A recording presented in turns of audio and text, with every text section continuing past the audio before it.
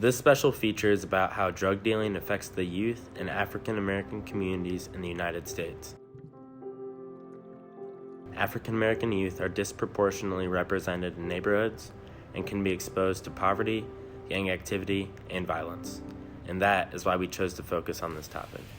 In order to gain a more professional perspective on this topic, we chose to interview Peter Hoffman. Peter Hoffman has been an intern at Fox News, where he reported breaking news on the United States House of Representatives and Senate. His last position was as the press secretary of the United States House of Reps. He is also a 2016 graduate of Ball State University with degrees in telecommunications, journalism, and political science. And he is currently working as the press secretary of the Office of National Drug Control Policy at the White House. Why do youth get involved in drug dealing?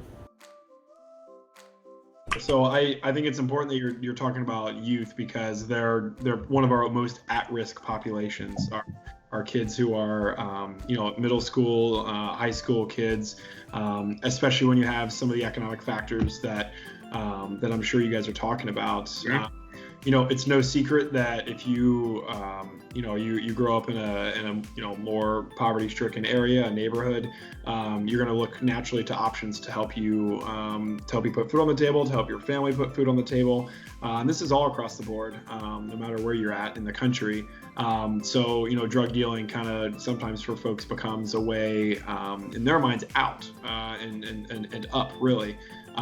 It's very, very sad, obviously, but this happens in urban neighborhoods, but it also happens in rural areas as well. It also happens at the border. What role does the youth play in drug dealing? In inner cities, in urban areas, distributors, drug dealers understand that giving kids kind of the allure of, hey, here's what you could do with a few extra bucks instead of, going to that math class that might not, you might not be too interested in. Look at these cars and the shoes and things like that you can, you can attain. And I think that's really, it's dangerous, but it's also really appealing to a lot of kids, unfortunately, who, if you grow up like that, have seen, nothing but really poverty their entire lives. What does the government do to help reduce drug dealing and use? The U.S. government spends about $35 billion every year on counter drug efforts. Okay. That is spread across, departments and agencies. You've got the Coast Guard out there interdicting drugs. You've got Customs and Border Patrol, guarding our border. But you've also got the Department of Health and Human Services getting treatment to folks out there through grants and other things like that. About half of that $35 billion right now is dedicated to prevention and treatment. The other half is dedicated to law enforcement. The prevention side of that one slice is exactly what we're talking about. It's kids, right? So it's being able to reach them before it's too late. That's the ultimate goal, no matter what setting. Of course, an urban setting where we've seen overdoses spike, in recent years, depending on what drug it is. But those after-school programs, drug-free community programs is a program that our office runs. There's about 800 local coalitions across the country, urban, rural, everywhere they're at. There are community leaders stepping up and saying, hey, we want our children to have it better, and we don't want them going down this road in the first place. So we fund those every year out of our specific office, but there's a huge investment going on in stopping this before it starts, and it really all starts with prevention. Law enforcement stopping the flow of drugs, that's coming across the southwest border, that's coming in the mail, however. And then you've got treatment, folks who have an addiction. Of course, we're trying to get them the help that they need. But it starts with prevention, right? That's how we're ultimately going to get out of this long term.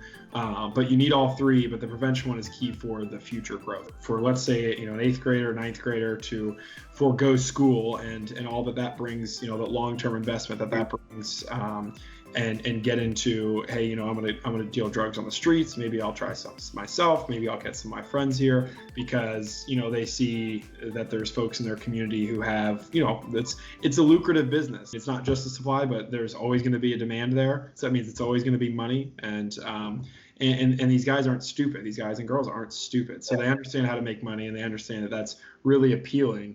And then with that comes use and a whole culture that that is really, really detrimental. I think the first thing is the awareness side, and that's what all local governments can do. We do it at the federal level. We have a huge awareness campaign, but then you have states who do the same thing as well. South Dakota just launched one about methamphetamine a couple weeks ago. Ohio has one. So different states do it, and then local governments can do the same thing, because at the end of the day, it's getting through to kids about, hey, here's what's going to happen if you go down the road, if you start dealing drugs, if you try a drug, and our office, our mission is to save lives, to reduce the number of folks dying from drug overdoses.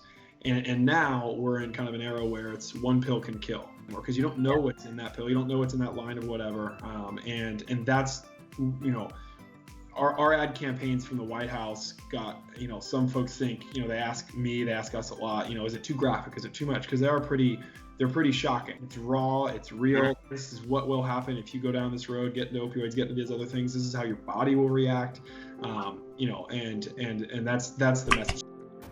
The goal of our special feature is to educate others on how drug dealing affects young African Americans. If people become educated on this topic, it brings about awareness and a greater possibility for those to help. We want all children to have the same opportunity for a bright future. Thank you for watching, and I hope you learned something.